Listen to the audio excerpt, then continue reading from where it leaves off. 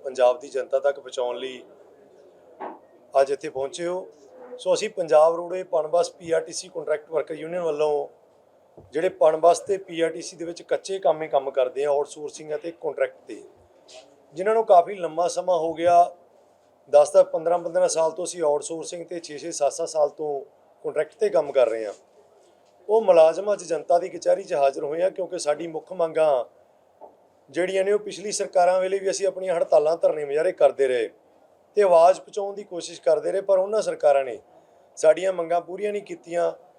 ਸਾਡੇ ਨਵੇਂ ਬਣੇ ਟਰਾਂਸਪੋਰਟ ਮਿਨਿਸਟਰ ਅਤੇ ਸ਼੍ਰੀ ਅਰਵਿੰਦ ਕੇਜਰੀਵਾਲ ਜੋ ਕਨਵੀਨਰ ਸੀ ਪਾਰਟੀ ਆਮ ਆਦਮੀ ਪਾਰਟੀ ਦੇ, ਉਹਨਾਂ ਵੱਲੋਂ ਬੜੇ ਵੱਡੇ ਬਿਆਨ ਚੋਣਾਂ ਤੋਂ ਪਹਿਲਾਂ ਦਿੱਤੇ ਗਏ ਕਿ ਹੁਣ ਸਾਰੀ ਪਹਿਲਾਂ ਠੇਕਾ ਮੁਲਾਜ਼ਮ ਜਿਹੜੇ ਆ ਕੱਚੇ ਕੰਮ ਉਹਨਾਂ ਨੂੰ ਪੱਕੀ ਕੀਤਾ ਜਾਊਗਾ, ਪਰ ਹੁਣ ਸਾਡੇ ਨਵੇਂ ਟਰਾਂਸਪੋਰਟ ਮਿਨਿਸਟਰ ਦੇ ਬਿਆਨ ਆ ਰਹੇ ਵੀ ਅਸੀਂ ਕਿਤੇ ਵੀ ਇਹ ਗੱਲ ਕੀਤੀ ਨਹੀਂ। ਸੋ ਇਹ ਗੱਲ ਸੰਜੀਦਗੀ ਵਾਲੀ ਆ ਕਿ ਇੱਕ ਮੰਤਰੀ ਖੁਦ ਬਿਆਨ ਦੇ ਕੇ ਮੁੱਕਰ ਰਿਹਾ। ਸੋ ਅਸੀਂ ਪਿਛਲੇ ਲੰਮੇ ਸਮੇਂ ਤੋਂ ਜਦੋਂ ਤੋਂ ਸਰਕਾਰ ਬਣੀ ਆ ਸਾਰੇ ਵਿਧਾਇਕਾਂ ਨੂੰ ਮੰਗ ਪੱਤਰ ਦੇ ਚੁੱਕੇ ਹਾਂ, ਟਰਾਂਸਪੋਰਟ ਮਿਨਿਸਟਰ ਨੂੰ ਮੰਗ ਪੱਤਰ ਦੇ ਚੁੱਕੇ ਹਾਂ, ਆਪਣੇ ਅਧਿਕਾਰੀਆਂ ਨਾਲ ਰਾਬਤਾ ਕਾਇਮ ਕਰ ਚੁੱਕੇ ਹਾਂ ਤੇ ਪਲੱਸ ਮੁੱਖ ਮੰਤਰੀ ਜੀ ਕੋਲੇ ਉਹਨਾਂ ਦੇ CM ਹਾਊਸ 'ਚ ਜਾ ਕੇ ਵੀ ਮੰਗ ਪੱਤਰ ਪਹੁੰਚਦੇ ਕਰ ਚੁੱਕੇ ਹਾਂ। ਖੁਦ ਸਪੀਡ ਪੋਸਟ ਵੀ ਕਰਾਏ ਉਹਨਾਂ ਦੇ ਦਫ਼ਤਰ 'ਚ, CM ਹਾਊਸ 'ਚ ਵੀ ਜਾ ਚੁੱਕੇ ਆ ਮੰਗ ਪੱਤਰ। ਪਰ ਹੁਣ ਤੱਕ ਪੰਜਾਬ ਦੀ ਜਨਤਾ ਨੂੰ ਇਹ ਕਹਿਣ ਵਾਲੀ ਸਰਕਾਰ ਕਿ ਅਸੀਂ ਟਰਾਂਸਪੋਰਟ ਮਾਫੀਆ ਖਤਮ ਕਰਾਂਗੇ, ਸਰਕਾਰੀ ਬੱਸਾਂ ਨੂੰ ਪ੍ਰਫੁੱਲਤ ਕਰਾਂਗੇ, ਹੁਣ ਤੱਕ ਕੋਈ ਵੀ ਸਾਡੀ ਮੀਟਿੰਗ ਨਹੀਂ ਬੁਲਾਈ ਗਈ। ਜਿਸ ਦੇ ਰੋਸ ਵਜੋਂ ਕਿਉਂਕਿ ਸਰਕਾਰ ਨੇ ਸਾਰੇ ਵਿਭਾਗਾਂ 'ਚ ਰੈਗੂਲਰ ਭਰਤੀ ਕਰਨ ਦੀ ਗੱਲ ਕੀਤੀ ਸੀ, ਪਰ ਸਾਡੇ ਵਿਭਾਗ 'ਚ 1337 ਪੋਸਟਾਂ ਆਊਟਸੋਰਸਿੰਗ ਤੇ ਕੱਢ ਦਿੱਤੀਆਂ ਤੇ ਸਾਡੀ ਮੰਗ ਕਿਸੇ ਪਾਸੇ ਵੀ ਪ੍ਰਵਾਨ ਹੁੰਦੀ ਸਾਨੂੰ ਨਹੀਂ ਦਿੰਦੀ, ਜਿਸ ਦੇ ਰੋਸ ਵਜੋਂ ਅਸੀਂ 8, 9 ਤੇ 10 ਜੂਨ ਦੀ 3 ਰੋਜ਼ਾ ਹੜਤਾਲ ਕਰਕੇ ਮੁੱਖ ਮੰਤਰੀ ਪੰਜਾਬ ਦੇ ਜਿਹੜੀ ਵੀ ਰਿਹਾਇਸ਼ ਉਹਦੇ ਅੱਗੇ ਧਰਨਾ ਦੇਣ ਦਾ ਪ੍ਰੋਗਰਾਮ 9 ਤਰੀਕ ਦਾ ਲਿਖਿਆ। ਸੋ ਉਹਦੇ ਕਾਰਨ ਕੀ ਨੇ ਉਹ ਦੱਸਣ ਵਾਸਤੇ ਅਸੀਂ ਜਨਤਾ ਦੀ ਕਚਹਿਰੀ 'ਚ ਆਏ ਹਾਂ। ਮੁੱਖ ਕਾਰਨ ਇਹ ਨੇ ਕਿ ਜਿੱਥੇ ਸਰਕਾਰ ਕਰਪਸ਼ਨ ਦੀ ਗੱਲ ਕਰਦੀ ਆ ਤਾਂ ਸਭ ਤੋਂ ਵੱਡੀ ਕਰਪਸ਼ਨ ਜਿਹੜੇ ਸਰਕਾਰ ਦੇ ਲਗਾਏ ਗਏ ਅਧਿਕਾਰੀ ਨੇ ਉਹ ਕਰ ਰਹੇ ਨੇ। ਉਹ ਕਿਵੇਂ ਕਰ ਰਹੇ ਨੇ ਕਿ ਟਾਈਮ ਟੇਬਲਾਂ ਦੀ ਮੰਗ ਆ। ਪਹਿਲੀ ਮੰਗ ਜਥੇਬੰਦੀ ਦੀ ਸੀ ਕਿ ਟਾਈਮ ਟੇਬਲ ਰੋਡਵੇਜ਼ ਦੇ ਹੱਕ 'ਚ ਬਣਾਏ ਜਾਣ, ਜਿਹਨੂੰ ਮਾਣਯੋਗ ਹਾਈ ਕੋਰਟ ਨੇ ਵੀ ਐਲਾਨ ਕਰ ਦਿੱਤਾ, ਇੱਕ ਹੁਕਮ ਜਾਰੀ ਕਰ ਦਿੱਤਾ। ਉਹਨਾਂ ਦੀ ਇੱਕ ਜੱਜਮੈਂਟ ਆਈ ਕਿ ਜਿਹੜੀਆਂ 25 ਕਿਲੋਮੀਟਰ ਤੋਂ 24 ਕਿਲੋਮੀਟਰ ਤੋਂ ਵੱਧ ਵਾਧੇ ਦਿੱਤੇ ਗਿਆ ਉਹ ਰੱਦ ਕੀਤੇ ਜਾਣ, ਪਰਮਿਟ ਕਲੱਬ ਕੀਤੇ ਗਏ ਉਹ ਪਰਮਿਟ ਨਵੇਂ ਟਾਈਮ ਟੇਬਲਾਂ 'ਚ ਨਾ ਪਾਏ ਜਾਣ, ਟਾਈਮ ਟੇਬਲ ਸੋਧ ਕੇ ਨਜਾਇਜ਼ ਜਿਹੜੀਆਂ ਐਡਜਸਟਮੈਂਟਾਂ ਦਿੱਤੀਆਂ ਉਹ ਰੱਦ ਕਰਕੇ ਟਾਈਮ ਟੇਬਲ ਬਣਾਏ ਜਾਣ। ਪਰ ਅੱਜ ਹੋ ਕੀ ਰਿਹਾ, ਸਾਰੇ ਟਾਈਮ ਟੇਬਲ ਐਡਜਸਟਮੈਂਟਾਂ ਵਿੱਚ ਪਾ ਕੇ ਪਲੱਸ ਜਿਹੜੇ ਵਾਧੇ 25-24 ਕਿਲੋਮੀਟਰ ਤੋਂ ਵੱਧ ਦਿੱਤੇ ਗਏ ਉਹ ਵੀ ਵਿੱਚ ਪਾ ਕੇ, ਕਲੱਬ ਕੀਤੇ ਹੋਏ CP ਪਰਮਿਟ ਜਿਹਨਾਂ ਨੂੰ ਕਿਹਾ ਜਾਂਦਾ ਉਹ ਟਾਈਮ ਟੇਬਲ 'ਚ ਪਾ ਕੇ ਵੱਡੇ ਪੱਧਰ 'ਤੇ ਧਾਂਦਲੀ ਕਰਕੇ ਉਹ ਪ੍ਰਾਈਵੇਟ ਦੇ ਹੱਕ 'ਚ ਬਣਾਏ ਜਾ ਰਹੇ। ਰੋਡਵੇਜ਼ ਨੂੰ ਤੇ PRTC ਨੂੰ ਵੱਡੇ ਪੱਧਰ 'ਤੇ ਲਾਸ ਹੋ ਰਿਹਾ ਉਸ ਚੀਜ਼ ਦਾ। ਜਥੇਬੰਦੀ ਹਰ ਵਕਤ ਆਪਣੇ ਡਿਪੂ ਮੈਨੇਜਰਾਂ ਨਾਲ, TTIਆਂ ਨਾਲ ਜਾਂ ਫਿਰ ਜਿਹੜੇ RTO ਲਗਾਏ ਗਏ ਆ ਉਹਨਾਂ ਨਾਲ ਇਹ ਮੰਗ ਕਰਦੀ ਆਈ ਆ ਕਿ ਸਾਡੇ ਟਾਈਮ ਟੇਬਲ ਸਾਡੇ ਹੱਕ 'ਚ ਬਣਾਏ ਜਾਣ, ਸਹੀ ਟਾਈਮ ਟੇਬਲ ਬਣਾਏ ਜਾਣ, ਜਿੱਥੇ 70-30 ਦੀ ਰੇਸ਼ੋ ਸੀ ਕਿ 70 ਸਰਕਾਰੀ ਟਰਾਂਸਪੋਰਟ ਤੇ 30 ਪ੍ਰਾਈਵੇਟ ਹੋਏਗੀ, ਪਰ ਉੱਥੇ ਉਲਟ ਹੋ ਗਿਆ, 70% ਪ੍ਰਾਈਵੇਟ ਤੇ 30% ਰੋਡਵੇਜ਼ ਰਹਿ ਗਈ ਆ। ਸੋ ਉਸ ਮੰਗ ਨੂੰ ਅਸੀਂ ਉਸ ਮੰਗ ਦਾ ਵਿਰੋਧ ਕਰਦੇ ਹੋਏ ਪ੍ਰੋਗਰਾਮ ਲਿਖਿਆ। ਪਲੱਸ ਨਾਲ ਦੀ ਨਾਲ ਫ੍ਰੀ ਸਫ਼ਰ ਸਹੂਲਤ ਸਰਕਾਰ ਨੇ ਲਾਗੂ ਕੀਤੀ, ਕਾਂਗਰਸ ਸਰਕਾਰ ਨੇ। ਉਹ ਫ੍ਰੀ ਸਫ਼ਰ ਸਹੂਲਤਾਂ ਦੇ ਕਾਰਨ ਜਿਹੜੇ ਪੈਸੇ ਉਹ ਫ੍ਰੀ ਸਫ਼ਰ ਦੇ ਆਉਣੇ ਸੀ ਉਹ ਸਾਡੇ ਡਿਪਾਰਟਮੈਂਟ ਦੋਨੋਂ ਹੀ, ਚਾਹੇ PRTC ਹੈ ਚਾਹੇ ਪਨਬਸ ਆ, ਉਹ ਆਪਣੇ ਪੱਧਰ 'ਤੇ ਚੱਲਦੇ। ਸਾਡੀ ਤਨਖਾਹ ਸਰਕਾਰੀ ਖਜ਼ਾਨੇ 'ਚੋਂ ਨਹੀਂ ਆਉਂਦੀ, ਸਾਡੀ ਤਨਖਾਹ ਆਪਣੀ ਕੀਤੀ ਹੋਈ ਕਮਾਈ 'ਚੋਂ ਆਉਣੀ ਤੇ ਉਹਨਾਂ ਤੋਂ ਹੀ ਗੱਡੀਆਂ ਦਾ ਡੀਜ਼ਲ ਪੈਣਾ, ਉਹਨਾਂ ਤੋਂ ਹੀ ਨਵੀਆਂ ਗੱਡੀਆਂ ਜਿਹੜੀਆਂ ਕਰਜ਼ੇ 'ਤੇ ਲੈ ਕੇ ਪਾਈਆਂ ਗਈਆਂ ਉਹਨਾਂ ਦੀਆਂ ਕਿਸ਼ਤਾਂ ਉਤਾਰੀਆਂ ਜਾਣੀਆਂ। ਸੋ ਕੀ ਹੋ ਰਿਹਾ ਕਿ ਉਹ ਪੈਸੇ ਸਮੇਂ ਸਿਰ ਨਹੀਂ ਪਹੁੰਚ ਰਹੇ, ਜਿਸ ਵਜ੍ਹਾ ਨਾਲ ਸਾਡੀਆਂ ਤਨਖਾਹਾਂ ਹਰ ਮਹੀਨੇ 17-18 ਤਰੀਕ ਜਾਂ 2-2 ਮਹੀਨੇ ਤੱਕ ਦਾ ਡਿਲੇ ਹੋ ਰਿਹਾ। ਅਗਲੇ ਮਹੀਨੇ ਪੂਰਾ ਹੋ ਜਾਂਦਾ ਉਦੋਂ ਤਨਖਾਹ ਆਉਂਦੀ ਆ। ਇਹੋ ਜਿਹੀ ਸਥਿਤੀ ਆ ਗਈ, ਡੀਜ਼ਲ ਖੋਣੋਂ ਗੱਡੀਆਂ ਖੜ੍ਹ ਰਹੀਆਂ, ਕਈਆਂ ਡਿਪੂਆਂ ਦਾ 50-50, 60-60 ਲੱਖ ਰੁਪਈਆ ਪ੍ਰਾਈਵੇਟ ਪੰਪਾਂ ਤੋਂ ਤੇਲ ਪੈ ਰਿਹਾ, ਉਹਨਾਂ ਲਈ ਪੈਂਡਿੰਗ ਪਿਆ। ਪ੍ਰਾਈਵੇਟ ਪੰਪ ਆਪਰੇਟਰਾਂ ਨੇ ਤੇਲ ਦੇਣਾ ਬੰਦ ਕਰਤਾ। ਕਈ ਡਿਪੂ ਤੇਲ ਖੋਣੋਂ ਇੱਕ ਦਿਨ 2-2 ਦਿਨ ਬੱਸਾਂ ਖੜੀਆਂ ਰਹੀਆਂ ਡਿਪੂਆਂ 'ਚੋਂ, ਤੇ ਆਮ ਜਨਤਾ ਜਿਹੜੀ ਆ ਉਹਨਾਂ ਨੂੰ ਸਹੂਲਤ ਨਹੀਂ ਮਿਲ ਸਕੀ। ਸੋ ਸਾਡੀ ਮੰਗ ਹੈ ਕਿ ਸਰਕਾਰੀ ਟਰਾਂਸਪੋਰਟ ਨੂੰ ਚਲਾਉਣਾ ਹੈ ਤੇ ਲੋਕਾਂ ਨੂੰ ਫ੍ਰੀ ਸਫ਼ਰ ਸਹੂਲਤ ਦੇਣੀ ਆ, ਤਾਂ ਸਰਕਾਰ ਉਹ ਜਿਹੜੇ ਪੈਸੇ ਆ ਬਣਦੇ ਰਕਮ ਹੈ ਫ੍ਰੀ ਸਫ਼ਰ ਸਹੂਲਤਾਂ ਦੀ, ਜਾਂ ਤਾਂ ਉਹ ਦਿੱਤੀ ਜਾਵੇ ਜਾਂ ਫਿਰ ਇਹਨਾਂ ਕੱਚੇ ਮੁਲਾਜ਼ਮਾਂ ਨੂੰ ਸਿੱਧਾ ਪੱਕੇ ਕਰੇ ਸਰਕਾਰ। ਤੇ ਪਲੱਸ ਜਿਹੜਾ ਡੀਜ਼ਲ ਆ ਉਹ ਸਰਕਾਰੀ ਖਜ਼ਾਨੇ 'ਚੋਂ ਪਵੇ ਗੱਡੀਆਂ ਦਾ, ਤਾਂ ਕਿ ਦਿੱਕਤ ਨਾ ਆਵੇ, ਪੈਸੇ ਮੁੱਕਣ ਕਾਰਨ ਸਹੂਲਤ ਬੰਦ ਨਾ ਹੋਵੇ। ਇਹ ਸਰਕਾਰੀ ਟਰਾਂਸਪੋਰਟ ਜਿਹਨੂੰ ਸਰਕਾਰੀ ਕਹਿ ਰਿਹਾ ਪੀਆਰਟੀਸੀ ਤੇ ਪਣ ਬੱਸ ਆਪਣੇ ਪੱਧਰ ਤੇ ਚੱਲਦੀ ਆ, ਇਹ ਆਉਣ ਵਾਲੇ ਦਿਨਾਂ 'ਚ ਕਿਤੇ ਡੁੱਬ ਨਾ ਜਾਵੇ।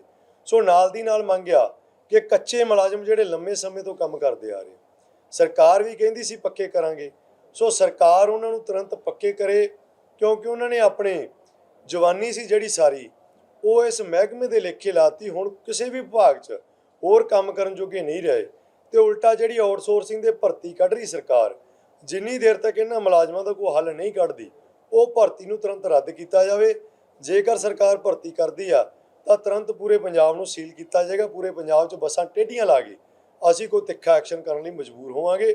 ਪਲੱਸ ਨਾਲ ਦੀ ਨਾਲ ਜਿਹੜੀਆਂ ਬੱਸਾਂ ਦੀ ਬਾਡੀ ਲੱਗੀ ਆ, ਸੋ ਉਹਨਾਂ ਬਾਡੀਆਂ ਦਾ ਰੌਲਾ ਸਰਕਾਰ ਨੇ ਆਪਣੇ ਪੱਧਰ ਤੇ ਬਹੁਤ ਚੁੱਕਿਆ ਕਿ ਨਵੀਆਂ ਬੱਸਾਂ ਆਈਆਂ, ਬਾਡੀ ਮਾੜੀ ਲੱਗੀ ਆ, ਹਲਕੀ ਲੱਗੀ ਆ।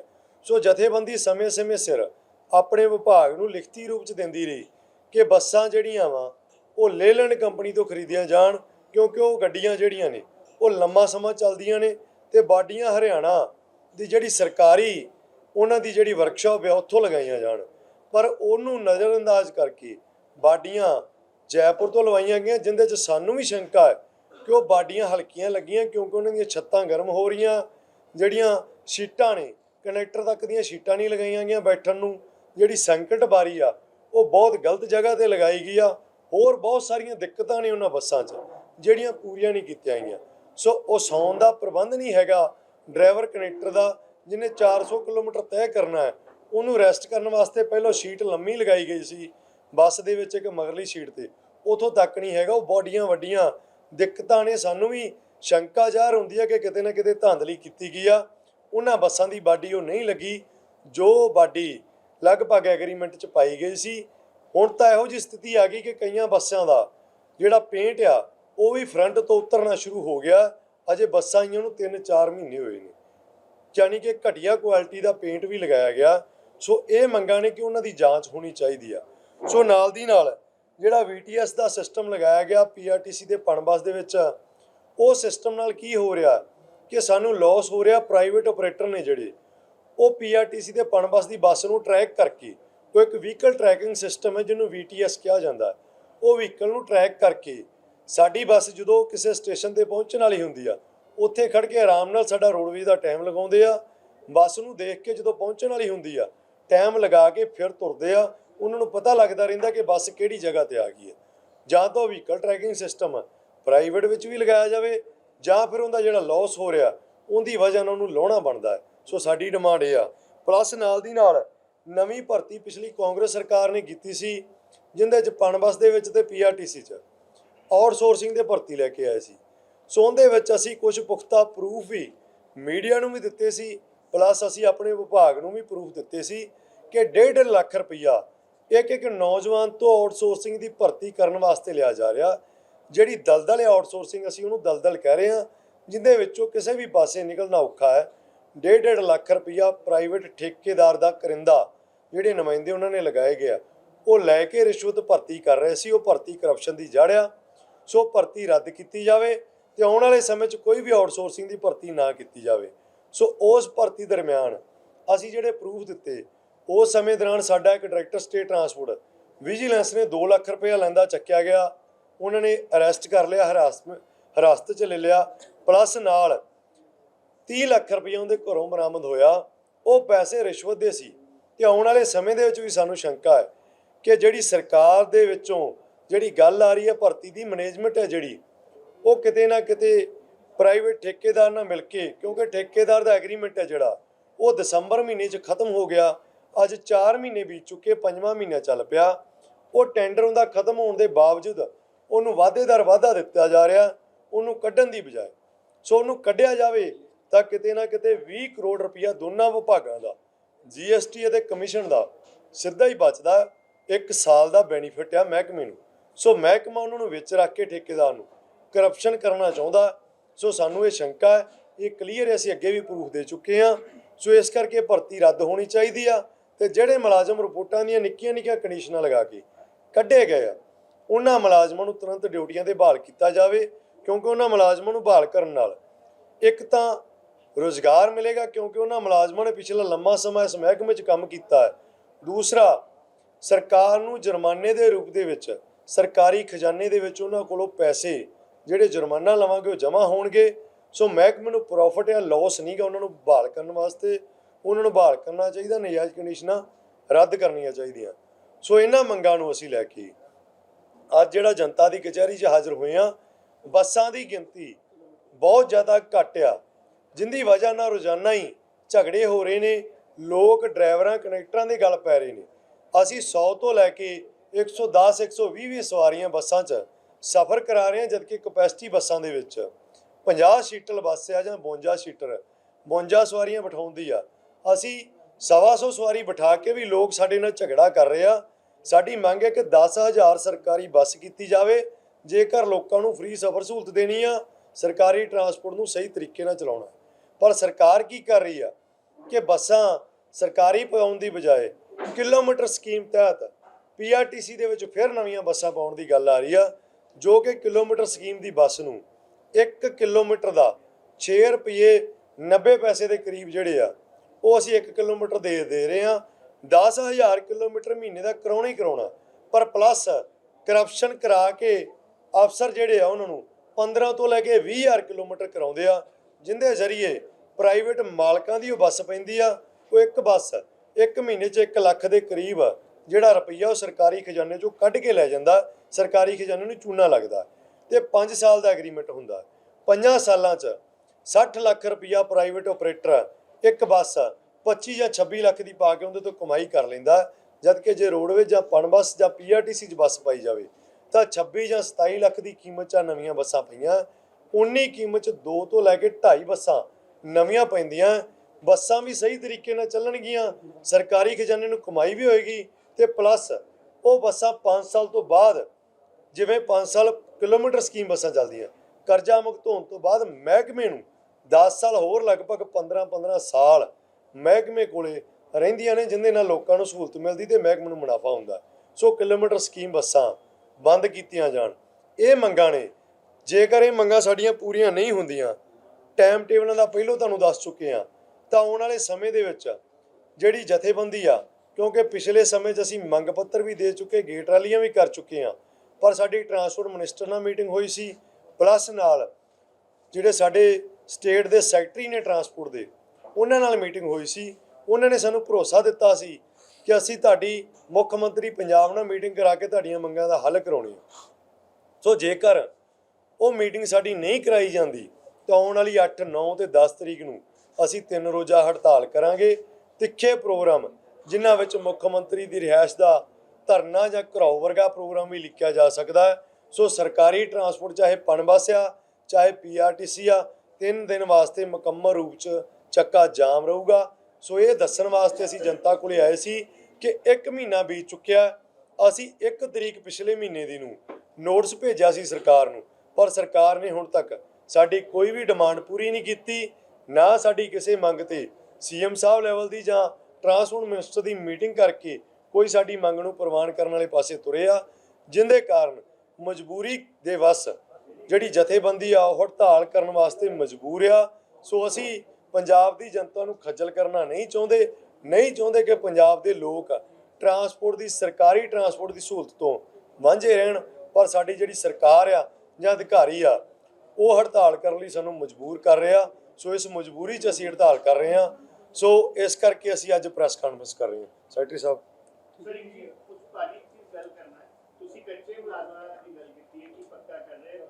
ਭਗਵੰਤ ਮਾਨ ਵੱਲੋਂ ਮਾਰਚ ਮਹੀਨੇ ਦੇ ਸਰਕਾਰ ਜਦੋਂ ਬਣੀ ਐਲਾਨ ਕੀਤਾ ਗਿਆ ਸੀ ਕਿ 35,000 ਮੁਲਾਜ਼ਮਾਂ ਜਿਹੜੇ ਕੱਚੇ ਮੁਲਾਜ਼ਮ ਉਹਨਾਂ ਨੂੰ ਪੱਕਾ ਕੀਤਾ ਜਾ ਰਿਹਾ, ਲੇਕਿਨ ਹੁਣ ਪਤਾ ਲੱਗ ਰਿਹਾ ਹੈ ਕਿ ਸਿਰਫ 10,000 ਹੀ ਸਿਰਫ ਮੁਲਾਜ਼ਮ ਪੱਕੇ ਹੋ ਰਹੇ ਹੈ। ਕੀ ਉਹਦੇ 'ਚ ਤੁਹਾਡਾ ਨੰਬਰ ਲੱਗ ਰਿਹਾ PRTC ਪਨਬੱਸ ਦੇ ਜਿਹੜੇ ਕੱਚੇ ਮੁਲਾਜ਼ਮ ਹੈਗੇ, ਕੁਝ ਹਾਲੇ ਤੱਕ ਪਤਾ ਲੱਗਿਆ?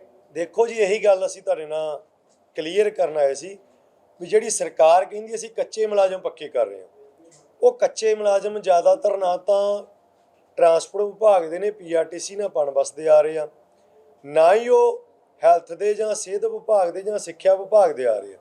ਉਹਨਾਂ ਨਾਲ ਵੀ ਸਾਡਾ ਰਾਬਤਾ ਕਾਇਮ ਹੋ ਰਿਹਾ। ਉਹ ਮੁਲਾਜ਼ਮ ਪੱਕੇ ਕਰ ਰਹੇ ਆ ਜਿਹੜੇ ਮੁਲਾਜ਼ਮ ਸਰਕਾਰੀ ਖਜ਼ਾਨੇ 'ਚੋਂ ਸੈਲਰੀ ਲੈ ਰਹੇ ਆ। ਅਸੀਂ ਪਹਿਲਾਂ ਹੀ ਦੱਸ ਚੁੱਕੇ ਹਾਂ ਕਿ ਸਾਡੇ ਵਿਭਾਗਾਂ ਨੂੰ ਜਿਵੇਂ ਪੀਆਰਟੀਸੀ ਇੱਕ ਕਾਰਪੋਰੇਸ਼ਨ ਬਣਾਈ ਗਈ ਆ, ਪਣਬਸ ਹੈ ਜਿਹੜੀ ਉਹਦੇ ਨਾਂ ਤਾਂ ਕੋਈ ਸਰਵਿਸ ਰੂਲ ਬਣਾਏ ਗਏ ਆ, ਨਾ ਉਹਨੂੰ ਕਾਰਪੋਰੇਸ਼ਨ ਘੋਸ਼ਿਤ ਕੀਤਾ ਗਿਆ। ਉਹ ਇੱਕ ਹਵਾ 'ਚ ਲਟਕਦੀ ਕੰਪਨੀ ਬਣਾਈ ਗਈ ਆ ਜਿਹੜੀ ਕਿ ਰੋਡਵੇਜ਼ ਦੇ ਪਰਮਿਟਾਂ ਦੇ ਉੱਪਰ ਚੱਲ ਰਹੀ ਆ।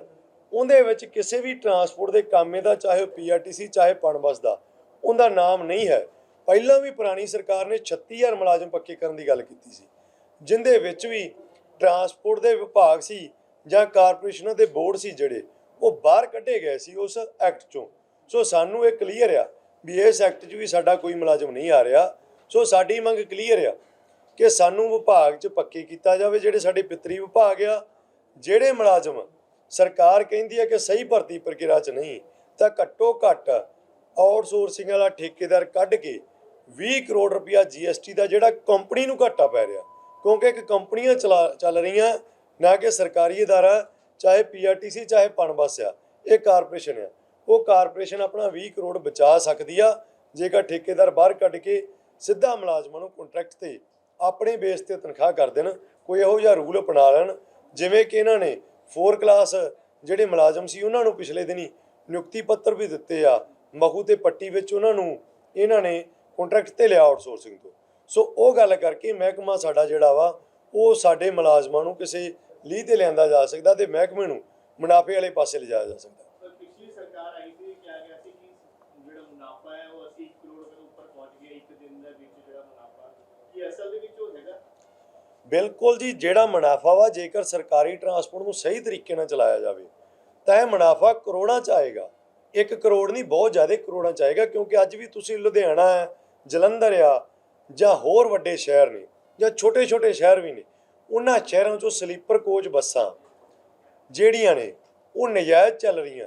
ਉਹਨਾਂ ਦੇ ਪਰਮਿਟ ਨੇ ਜਿਹੜੇ ਉਹ ਇੱਕ ਜਗ੍ਹਾ ਤੋਂ ਚੱਲ ਕੇ ਲਾਸਟ ਵਾਲੀ ਸਟੇਜ ਤੇ ਸਵਾਰੀ ਲਾਉਂਦੇ ਆ, ਪਰ ਉਹ ਸਾਰੇ ਰਸਤਿਆਂ 'ਚੋਂ ਸਵਾਰੀਆਂ ਚੜਾਉਂਦੇ ਵੀ ਨੇ ਤੇ ਉਤਾਰਦੇ ਵੀ ਨੇ। ਉਹ ਪੈਸੇਂਜਰ ਬੱਸਾਂ ਵਾਲਾ ਕੰਮ ਕਰੀ ਖੜੇ ਆ। ਉਹ ਵੱਡੇ ਪੱਧਰ ਤੇ ਲਾਸ ਪਹੁੰਚਾ ਰਹੇ, ਸਾਨੂੰ ਨੁਕਸਾਨ ਹੋ ਰਿਹਾ। ਜਿਵੇਂ ਅਸੀਂ ਪਹਿਲਾਂ ਦੱਸ ਚੁੱਕੇ ਹਾਂ ਕਿ ਆਰਜੀ ਰਜਿਸਟਰਮੈਂਟਾਂ, ਟਾਈਮ ਟੇਬਲਾਂ 'ਚ ਘੁਟਾਲੇ, ਨਜਾਇਜ਼ ਬੱਸਾਂ ਚੱਲ ਰਹੀਆਂ ਨੇ। ਕਲੱਬ ਕਰਕੇ ਪਰਮਿਟ 3-3 ਬੱਸਾਂ ਚੱਲਣੀਆਂ ਚਾਹੀਦੀਆਂ, ਇੱਕ ਪਰਮਿਟ ਤੇ ਇੱਕ ਬੱਸ ਚਲਾ ਰਹੀ ਹੈ 3 ਪਰਮਿਟਾਂ ਦੇ। ਉਹ ਵਾਲੇ ਜਿਹੜੇ ਘੁਟਾਲੇ ਨੇ, ਉਹਨਾਂ ਘੁਟਾਲਿਆਂ ਕਾਰਨ ਸਾਡਾ ਟਰਾਂਸਪੋਰਟ ਦਾ ਵਿਭਾਗ ਹੈ ਜਿਹੜਾ ਉਹ ਘਾਟੇ ਵੱਲ ਨੂੰ ਜਾ ਰਿਹਾ।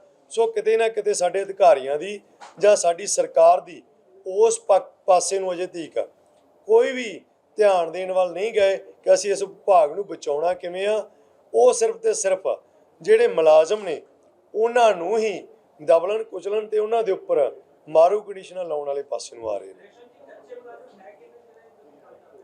ਸਾਡੇ ਕੋਲ ਪੀਆਰਟੀਸੀ ਦੇ ਪਣਬਸ ਵਿੱਚ ਲਗਭਗ 6000 ਮੁਲਾਜ਼ਮ ਜਿਹੜਾ ਵਾ ਉਹ ਆਊਟਸੋਰਸਿੰਗ ਤੇ ਆ। 2000 ਤੋਂ ਪਲੱਸ ਮੁਲਾਜ਼ਮ ਹੈ ਜਿਹੜਾ ਉਹ ਕੰਟਰੈਕਟ ਤੇ ਕੰਮ ਕਰਦਾ ਹੈ।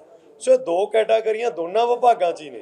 ਸੋ ਇਹ ਦੋਨੋਂ ਵਿਭਾਗ ਕਮਾਈ ਵਾਲੇ ਵਿਭਾਗ ਨੇ। ਪੈਸੇ ਕਮਾ ਕੇ ਅਸੀਂ ਤੇ ਫਿਰ ਅਸੀਂ ਤਨਖਾਹ ਲੈਂਦੇ ਹਾਂ। ਜਿਵੇਂ ਅਸੀਂ ਪਹਿਲਾਂ ਦੱਸਿਆ ਕਿ ਅਸੀਂ ਸਰਕਾਰੀ ਖਜ਼ਾਨੇ 'ਚੋਂ ਨਹੀਂ, ਆਪਣੇ ਪੱਧਰ ਤੇ ਤਨਖਾਹ ਲੈ ਰਹੇ ਹਾਂ। ਸੋ ਸਾਨੂੰ ਰੈਗੂਲਰ ਕਰਨਾ, ਸਰਕਾਰ ਤੇ ਕੋਈ ਵਿੱਤੀ ਬੋਝ ਨਹੀਂ ਪੈਣਾ। ਅਸੀਂ ਕਮਾ ਕੇ ਸਰਕਾਰ ਨੂੰ ਪੈਸੇ ਦੇਣੇ ਆ, ਪਰ ਸਰਕਾਰ ਪਤਾ ਨਹੀਂ ਕਿਉਂ ਇਹਨਾਂ ਮੁਲਾਜ਼ਮਾਂ ਨੂੰ ਜਾਂ ਤਾਂ ਟਰਾਂਸਪੋਰਟ ਮਾਫੀਏ ਦਾ ਕਿਤੇ ਨਾ ਕਿਤੇ ਹੱਥ ਜਾਪਦਾ ਕਿ ਉਹ ਚਾਹੁੰਦੀ ਕਿ ਸਰਕਾਰੀ ਵਿਭਾਗ 'ਚ ਕੋਈ ਮੁਲਾਜ਼ਮ ਪੱਕਾ ਨਾ ਹੋਵੇ ਤੇ ਥੋੜ੍ਹਾ ਬਹੁਤਾ ਪ੍ਰਾਈਵੇਟਾਂ ਨੂੰ ਜਿਹੜਾ ਬੈਨੀਫਿਟ ਹੋ ਰਿਹਾ ਉਹ ਇਸੇ ਤਰੀਕੇ ਨਾਲ ਚੱਲਦਾ ਰਹੇ। ਸਾਨੂੰ ਉਹ ਵੀ ਸ਼ੰਕਾ ਜ਼ਾਹਰ ਹੁੰਦੀ ਹੈ ਜੀ।